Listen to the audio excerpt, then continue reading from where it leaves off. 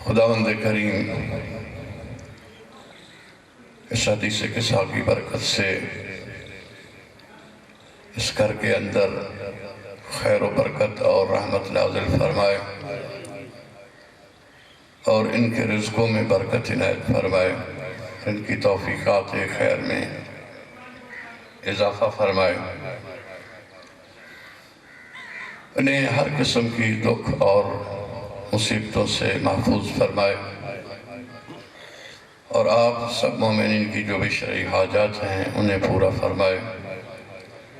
آپ سب کو سوائے غم اہل بیت کے اور کوئی غم نہ دکھائے، ہم سب کو امام زمان علیہ السلام کے لائق بنائے۔ اے اللہ ہمارے امام زمان کا جلد ظہور فرما، کیونکہ محفل حدیث قصہ میں سب غم جو ہیں وہ ٹل جاتے ہیں۔ اے اللہ ہمارا غم یہ نہیں کہ ہمیں تو نے تھوڑا دیا، ہم شاکر ہیں جو کچھ عطا کیا، ہم شاکر ہیں کہ تو نے ہمیں محمد مصطفیٰ صلی اللہ علیہ وآلہ وسلم کا امتی بنایا، ہم شاکر ہیں کہ تو نے ہمیں علی مرتضیٰ کا شیعہ بنایا، اہل بیت اطہار کا محب بنایا۔ ہمارا ایک محبت آمیز شکوہ ہے کہ ہمارا امام زمان ہم سے غائب ہے، ہماری یہ آنکھیں ہر چیز کو دیکھتی ہیں، ہمارے یہ کان ہر آواز کو سنتے ہیں، اس لیے محبت آمیز شکوہ کہا ہے کہ کیونکہ خدا فرماتا ہے مجھے توہین آمیز شکوہ پسند نہیں ہے، کیونکہ میں اس قابل نہیں ہوں کہ میری توہین کی جائے، لیکن محبت آمیز شکوے جو ہیں میں وہ سنتا ہوں۔ پروردگار ہمارا شکوہ ہے کہ ہمارا امام زمان ہم سے غائب ہے، اگر ہمارے گناہوں کی وجہ سے غائب ہے تو ان گناہوں کو معاف کر دے جن کی وجہ سے ہم امام زمانہ کو دیکھنے کے لائق نہیں۔ میرا اللہ ہم پہ رحم خصوصی فرما، ہمارے حال پہ کرم فرما۔ میرا اللہ ہماری آنکھوں کو امام زمان کے پر نور چہرے کی زیارت نصیب فرما، اور ہمارے اس دکھ کو ٹال کہ ہمارے اور ہمارے امام زمانہ کے اندر جدائی ہے۔ اے برادران، ان مجالس کا ایک خاص مقصد ہے، اس مقصد کی طرف توجہ کرنے کی ضرورت ہے۔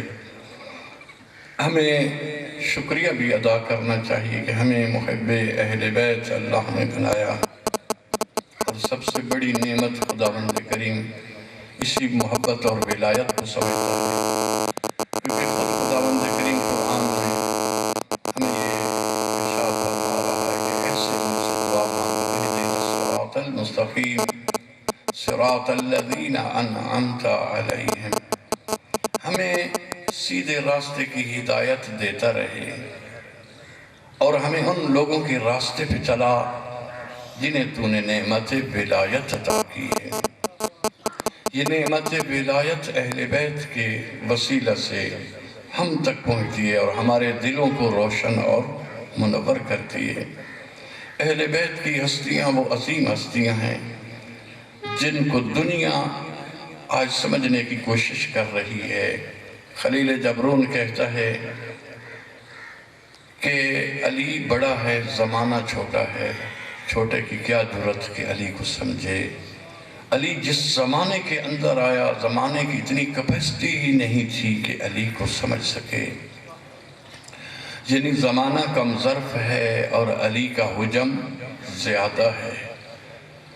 مولا کائنات نے بھی خود یہ فرمایا ہے وَتَعْرِفُونَنِي غَدًا، تم مجھے کل پہچانو گے۔ جب زمانہ ترقی کر جائے گا تو پھر علی کے اقوال، علی کے اطوار، علی کے اسلوب تمہارے سامنے اقوال کی صورت میں بیان کیے جائیں گے، تو اس وقت تم علی کو ڈھونڈو گے، علی کو پہچانو گے۔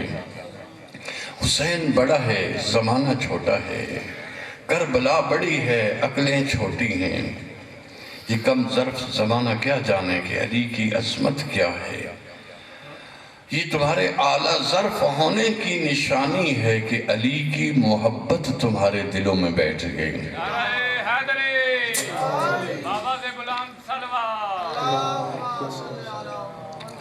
کم ظرف زمانے کو کیا پتا علی کیا ہے؟ شکوہ نہ کرو ان سے کہ تم علی کو کیوں نہیں مانتے۔ علی اتنا بڑا ہے کہ ان کے دل چھوٹے ہیں، ان کے دماغ چھوٹے ہیں، ان کے اندر اتنی کیپیسٹی نہیں کہ علی ان کے اندر آ سکے۔ علی بہت بڑا سمندر ہے۔ خود مولا کائنات فرماتے ہیں یہ سارے کا سارا قرآن ہمارا قصیدہ ہے، ہمارے بارے میں سارا کچھ فرماتا ہے۔ میں کہا کرتا ہوں کہ اس کے اندر تو آدم کا ذکر ہے، اس کے اندر تو نوح کا ذکر ہے، ابراہیم کا ذکر ہے، موسیٰ کا ذکر ہے، عیسیٰ کا ذکر ہے، پیغمبر اسلام کا ذکر ہے، کہیں پہ فرعون کا ذکر ہے، کہیں پہ شداد کا ذکر ہے، نمرود کا ذکر ہے، کہیں پہ کسی کا ذکر ہے، کسی جگہ پہ ابو لہب کا ذکر ہے۔ اس سارے کا سارا قرآن علی کی اور اہل بیت کی مدحت کیسے بن گیا، اس جملے کو آپ سمجھنا چاہیں گے۔ اگر آپ جاننا چاہتے ہیں تو اس کا مفہوم یہی بنتا ہے کہ یہ اپنے زمانے کے آدم ہیں، یہ اپنے زمانے کی نوح ہیں، یعنی اس آدم کی جو عظمت ہے اس زمانے کے آدموں کی بھی وہی عظمت ہے، جس نے ان کے سامنے سرکشی کی اور خدا کے حکم سے جس نے دوری اختیار کی۔ خداوند کریم نے فرمایا کہ تو ابلیس ہے، تو شیطان ہے، تو اس بارگاہ سے بھی چلا۔ جو اس زمانے کے آدم سے، اہل بیت سے، علی سے، اولاد علی سے دوری اختیار کرتا ہے، وہ اس زمانے کا ابلیس بن جاتا ہے۔ اس کے لیے بھی وہی ابا واستکبر وکان من الکافرین۔ اہل بیت ایک سمندر ہے، اہل بیت اپنے زمانے کے نوح ہیں۔ جس نے نوح کو ٹھکرایا اس نے وہ ڈوب کر ہلاک ہو گئے، وہ غرق ہو گئے۔ یہ اپنے زمانے کے ابراہیم ہیں، اور یہ جو فرعون، نمرود، شداد، ابو لہب، ان کے ذکر ہیں۔ تو اہل بیت فرماتے ہیں، مولا کائنات فرماتے ہیں کہ یہاں پہ ہمارے دشمنوں کی توبیخ کی گئی ہے۔ فرعون یعنی ہمارا دشمن فرعون ہے، شداد یعنی ہمارا دشمن شداد ہے، کیونکہ یہ اپنے زمانے کے جب آدم و نوح و ابراہیم ہوئے تو ان کے دشمن جو ہیں وہ نمرود، شداد، فرعون، ابو لہب ہوئے۔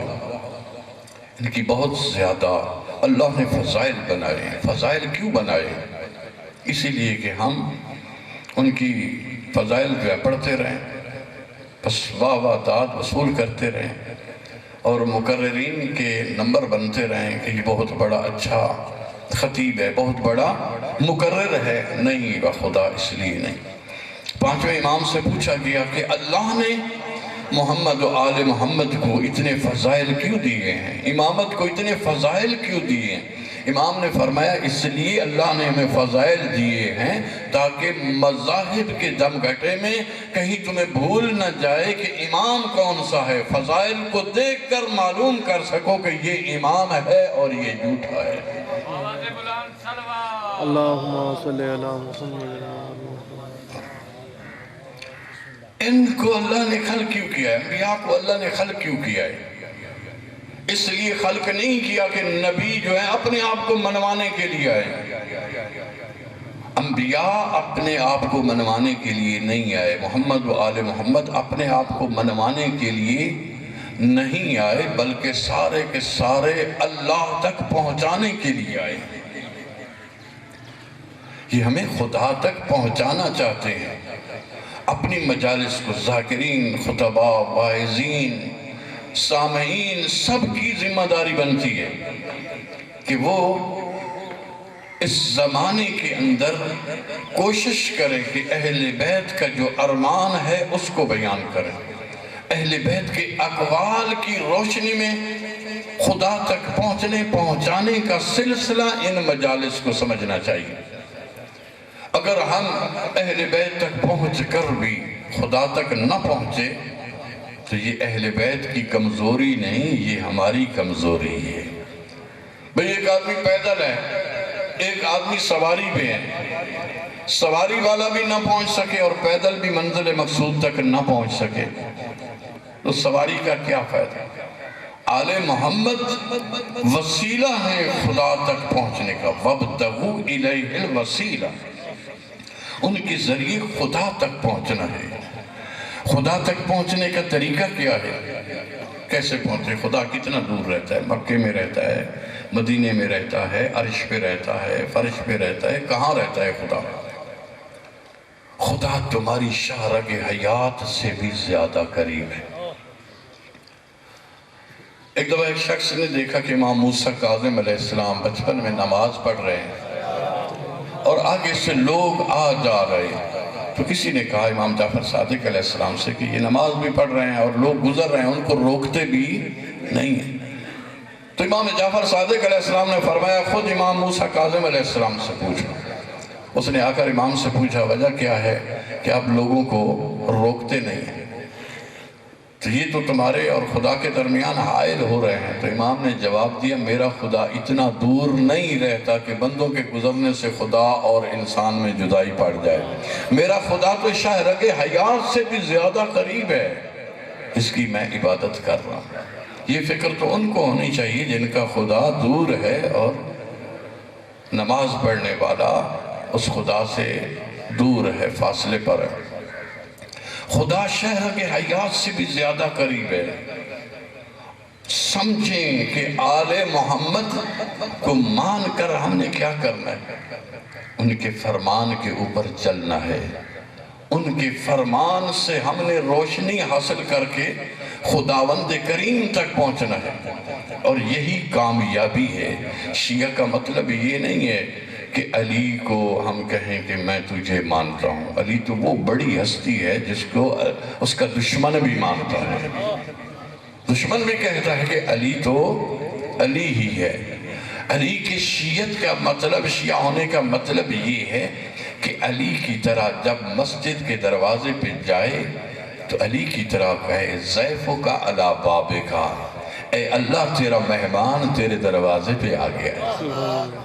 جب صحن میں داخل ہو تو کہے ضیفک فی فنائک، اے اللہ تیرا مہمان تیرے صحن کے اندر آ گیا ہے۔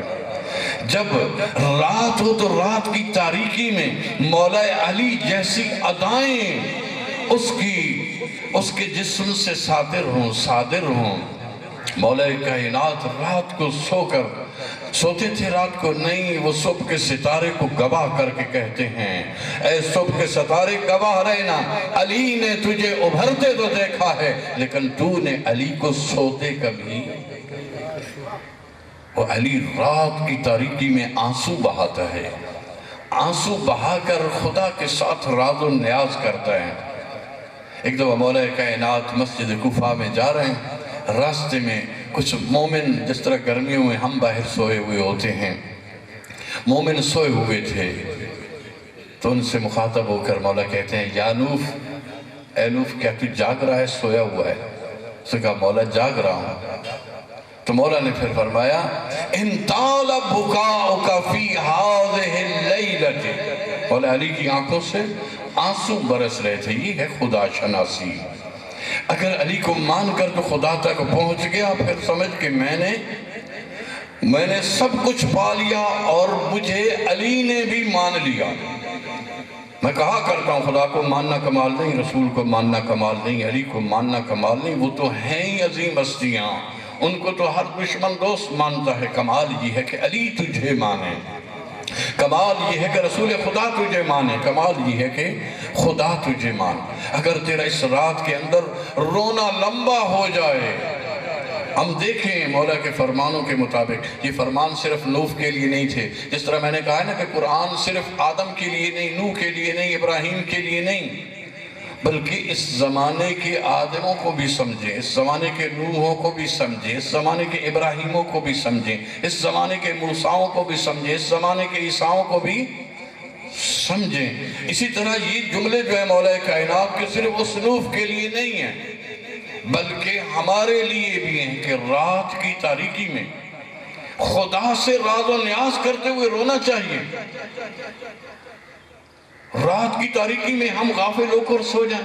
حدیث قدسی میں خدا ارشاد فرماتا ہے، اے ابن عمران، حضرت موسیٰ علیہ السلام کو مخاطب کر کے فرماتا ہے، یا ابن عمران، کاذب من زعم انہو یحبنی، جھوٹا ہے وہ شخص جو یہ کہتا ہے کہ میں اللہ سے محبت رکھتا ہوں، وَإِذَا جَنَّ عَلَيْهِ اللَّيْلِ نَامَ عَنِّي، جب رات چھا جائے تو وہ غافل ہو کر سو جائے۔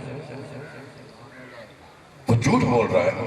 مولا کائنات فرماتے ہیں کہ اگر رات کی تاریکی میں تیری بکا لمبی ہو جائے، لمبا گریہ کریں، تو کرت عیناکا غدن بین یدی اللہ عز و جل، اگر تو رات کی تاریکی میں آنسو بہائے گا تو قیامت کے دن خدا کے سامنے تیری آنکھیں ٹھنڈی ہوں گی۔ فرمایا کہ ما من قطرت من عین رجل الا ادفعت بحارا من النیران۔ اے نوح یاد رکھو، کوئی بھی مومن کی آنکھ سے خوف خدا سے قطرہ جاری نہیں ہوتا مگر یہ کہ وہ ایک آگ کا سمندر جو ہے اسے بجھا دیتا ہے۔ ایسے سمجھے نا کہ یہ مولا علی کے جملے ہیں، یہ میری تقریر نہیں ہے۔ یہ تقریریں کرنا اس لیے کہ لوگ کہیں، لوگوں کو مد نظر رکھ کے تقریریں کی جائیں، ان تقریروں کا کوئی فائدہ نہیں۔ جو کام خدا کے لیے ہوگا خدا تو اسی کو قبول کرے گا، اس کے علاوہ مجلس سننا، مجلس کروانا، زیارت پہ جانا، حج پہ جانا، نماز پڑھنا، روزہ رکھنا، زکوٰۃ دینا، یہ سارے عمل خدا کہے گا میرے لیے کیے تھے۔ مجلس کرواؤ خدا کی ذات کے لیے، مجلس سنو خدا کی ذات کے لیے، مجلس پڑھو خدا کی ذات کے لیے۔ رات کی تاریکی میں مولا کائنات فرماتے ہیں کہ اپنے لیے ایک وقت معین کرو، اس میں محاسبہ کرو، اور محاسبے میں دیکھو ان عامل خیرا استزادا۔ وہ مومن ہمارا ہے ہی نہیں جو رات کی کسی وقت میں جو ہے اپنے لیے ایک محاسبے کا وقت مقرر نہیں کرتا، اور محاسبہ کرنے کے وقت اگر وہ دیکھتا ہے کہ اس کے اعمال اچھے ہیں تو وہ دعا مانگتا ہے، پروردگارہ میرے نیک اعمال میں اضافہ فرما۔ وَإِنْ عَمِلَ شَرًّا اسْتَغْفَرَ اللَّهُ، اگر وہ دیکھتا ہے کہ میرے اعمال تو برے ہیں تو پھر وہ استغفار کرتا ہے اللہ سے۔ رات کی تاریکی میں رونا یہ علی کا شیوہ ہے، جو علی کا شیعہ ہے اسے بھی رات کی تنہائی میں ایک وقت اللہ کے لیے مخصوص کرنا چاہیے۔ اس مخصوص وقت میں کیا کرنا ہے؟ شکریہ ادا کرے اللہ کا، میرا اللہ آج رات تو نے، یہ امام جعفر صادق علیہ السلام کا فرمان ہے کہ ہر رات ہر صبح اللہ کا شکریہ ادا کیا کرو۔ مجلس میں بیٹھے ہو تو اللہ کا شکریہ ادا کرو کہ پروردگارہ آج کا دن تو نے مجھے مہلت دی کہ میں محمد و آل محمد کا ذکر سنوں، میں مجلس خدائی میں بیٹھوں، مجلس الہی میں بیٹھوں۔ اگر صبح کے وقت بیدار ہوتا ہے تو خدا کا شکریہ ادا کر، اگر رات کے وقت تو زندہ ہوتا ہے پھر خدا کا شکریہ ادا کر کہ پروردگارہ آج رات مجھے قبر میں نہیں آئی بلکہ میں اپنے بیوی بچوں میں گزار رہا ہوں، اور تو نے مجھے ایک رات اور مہلت دی کہ تیرے ساتھ گفتگو کروں۔ امام فرماتے ہیں جو مہلت کا وقت ہوتا ہے اس کو انسان ضائع نہیں۔ پھر امام فرماتے ہیں انوف سن کہ کوئی بھی آنکھ جو ہے اگر قطرہ بہاتی ہے تو اس کے قیامت کے دن جو ہے آنکھوں کو ٹھنڈک ملے گی اللہ کے سامنے، اور کوئی قطرہ آنکھ سے نہیں نکلتا مگر یہ کہ وہ جہنم کا ایک سمندر جو ہے اس کو خاموش کر دیتا ہے۔ جہنم کی آگ کو بجھانا چاہتے ہو، اپنے گناہوں پہ رونا چاہیے، اپنی غفلتوں پہ رونا چاہیے۔ یہی مولا کا فرمان سنا کہ آپ کی زحمت کو تمام کروں گا۔ مولا فرماتی ہے کہ کوئی بھی بندہ ایسا نہیں جو اللہ کے نزدیک زیادہ محبوب ہو اس شخص سے جو اللہ کے خوف سے روتا ہے۔ اب یہ علی کی کسوٹی ہے، میری کسوٹی نہیں، کسی مولوی کی کسوٹی نہیں، علماء کی کسوٹی نہیں ہے، یہ مولا کائنات کی ایک لگایا ہوا جو میزان ہے قیامت کے دن کے لیے علی مرتضیٰ، وہ میزان ہمیں میزان قائم کر کے دے رہا ہے کہ اس شخص سے بڑھ کر بہتر کوئی شخص نہیں جو اللہ کے خوف میں روتا ہے اور کسی سے محبت کرتا ہے تو اللہ کے لیے، اگر کسی سے دشمنی کرتا ہے تو اللہ کے لیے۔ پھر وہ نوح کہتا ہے کہ مولا کائنات کی آنکھوں سے اس طرح آنسو جاری تھے جیسے سامن کی برسات ہوتی ہے، روتا بھی جاتا ہے اور یہ کہتا جاتا ہے لیت شعری فی غفلاتی امورزن انت عنی ام ناظرن الیہ، کاش کہ مجھے پتا ہوتا کہ میری غفلتوں کی وجہ سے یہ ہمیں درس دیا جا رہا ہے۔ علی کل ایمان ہے، وہ ہمیں سکھا رہے ہیں خدا کو یاد کرنے کا طریقہ کیا ہے۔ جب ائمہ معصومین کی طرف گناہ کو منسوب کیے جائے تو اس کا مطلب یہ نہیں کہ وہ ہماری طرح گناہ کرتے ہیں، جس طرح ائمہ معصومین نے خود اپنی طرف نسبت دی ہے۔ امام سجاد علیہ السلام خلاف کعبہ پکڑ کے کہہ رہے ہیں میرا اللہ میرے گناہوں کو معاف کر دے، تو کسی ظالم آدمی نے، معرفت نہ رکھنے والے کم ظرف نے کہا کہ اے اہل بیت رسول، تم تو کہتے ہو ہم گناہ نہیں کرتے، ہم معصوم ہوتے ہیں، ہم پاکیزہ ہوتے ہیں، تو پھر یہ گناہوں کی بخشش کا سوال کیوں کیا جا رہا ہے؟ کیا تم گناہ کرتے ہو؟ تو امام سجاد علیہ السلام نے فرمایا او کم بخت، ہم واقعاً معصوم ہیں، اس میں شک نہیں، لیکن ہم گناہ کسے سمجھتے ہیں؟ ہم گناہ اسے سمجھتے ہیں کہ اللہ کی عبادت کا حق ادا نہ کرنا بھی ہماری نظروں میں گناہ ہے، اللہ کے شکر کا حق ادا نہ کر سکنا بھی ہماری نظروں میں گناہ ہے۔ جب ہم کہتے ہیں ہمارے گناہوں کو معاف کر دے تو ہماری نظروں میں یہ ہوتا ہے کہ اللہ نے ہمیں سب کچھ دیا، ہم نے اس کا وہ شکریہ ادا نہ کیا جو کرنا چاہیے تھا، وہ عبادت کا حق ادا نہ کر سکے جو کرنا چاہیے تھا۔ تو مولا فرماتے ہیں کہ میں یہ جاننا چاہتا ہوں، مجھے معلوم ہوتا کہ تو مجھ سے راضی ہے یا مجھ سے منہ موڑے ہوئے ہے، مجھ سے رخ پھیرا ہوا ہے۔ اللہ کا منہ نہیں ہے کہ وہ منہ موڑے یا پھیرے رکھے، صرف یہ کہا جاتا ہے ناراضگی اور راضی ہونے کی صورت میں۔ پھر مولا فرماتے ہیں لیت شعری فی کثرت نومی، کاش کہ مجھے پتا ہوتا زیادہ سونے میں، وقلت شکری فی نعمے کا، اور تیری نعمتوں پہ کم شکریہ ادا کرنے پہ ما حالی، میرا کیا حال ہے۔ یہی بولتے بھی جاتے ہیں اور روتے بھی جاتے ہیں اور مسجد کوفہ کی طرف روانہ ہو گئے۔ یہ ہے اہل بیت کا وطیرہ، یہ ہے اہل بیت کی فطرت، یہ ہے اہل بیت کا طریقہ عبادت۔ ہمیں چاہیے کہ ہم ان کی عبادت سے اپنی عبادت کا انداز بنائیں، ان کی اخلاقیات سے اپنے اخلاقیات کے چراغ کو روشن کریں، ان کی فکر سے اپنی فکر کو روشن کریں۔ اس لیے برادران کوشش یہ کیا کریں کہ جب مجلس سے چلا کریں، مجلس کے لیے چلا کریں تو یہ عبادت ہے، اس میں کوئی شک ہے؟ شک ہے کوئی عبادت ہے؟ آخری جملہ اور التماس لو، عبادت کے لیے، قرآن پڑھنے کے لیے، نماز پڑھنے کے لیے آپ وضو کرتے ہیں یا نہیں کرتے؟ جب مجلس کے لیے چلو وضو کر کے آؤ۔ جب نماز یا کوئی عمل کرتے ہیں نیت کرتے ہیں یا نہیں کرتے ہیں، تو اس گھر سے بھی جب چلیں تو یہ نیت کر کے چلیں کہ قربتاً اللہ، اللہ کی رضا کے لیے مجلس سننے کے لیے جا رہا ہوں، دوستوں سے ملنے کے لیے، کسی سے شاباش لینے کے لیے نہیں جا رہا۔ جس عمل کے اندر کسی کی شاباش آ جائے یا وہ خوش ہو جائے، آج تو میری مجلس پہ آئے گا کل میں تیری مجلس پہ جاؤں گا، آج تو میرے جنازوں پہ آئے گا کل میں تیرے جنازے پہ آؤں گا، اس کا کوئی ثواب نہیں ہے۔ کام فقط اور فقط کس کے لیے ہونا چاہیے؟ اللہ کی رضا کے لیے۔ اور پھر آج کے زمانے کے اندر ہم ہیں اعلیٰ ظرف، کیونکہ علی کو مانتے ہیں، کہا ہے نا میں، کم ظرف وہ ہے جو علی کو نہیں مانتی، لیکن ظرف کے اندر جو ہوگا وہی باہر آئے گا۔ ہمارے ظرفوں کے اندر وہ نہیں جو ایرانی قوم کے اندر ہے، ہمارے ظرفوں کے اندر وہ نہیں جو عراقی قوم کے اندر ہے، ہم اس چیز کے عادی ہو چکے ہیں کہ ہمیں کوئی عمل کے لیے نہ کہے، ہمیں صرف فضائل اہل بیت سنائے جائیں، اس کے علاوہ نہیں۔ اپنا درد بناؤ کہ ہمیں اہل بیت کے نقش قدم پہ کس طرح چلنا چاہیے اور وہ ہمارے لیے کیا پیغام دے کر گئے ہیں، تاکہ ہم اگر اہل بیت ہمارے درمیان موجود نہیں جسمانی طور پر تو ان کے فرمان لاکھوں کی تعداد میں ہماری اصلاح کرنے کے لیے موجود ہے۔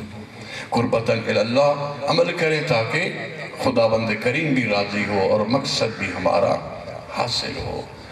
خداوندہ بحق محمد و آل محمد و بحق القرآن اس مجلس کو اپنی بارگاہ میں منظور و مقبول فرما۔ السلام علیکم۔ ایسی اور ویڈیوز دیکھنے کے لیے ہمارے YouTube چینل کو سبسکرائب کریں۔ بہت شکریہ۔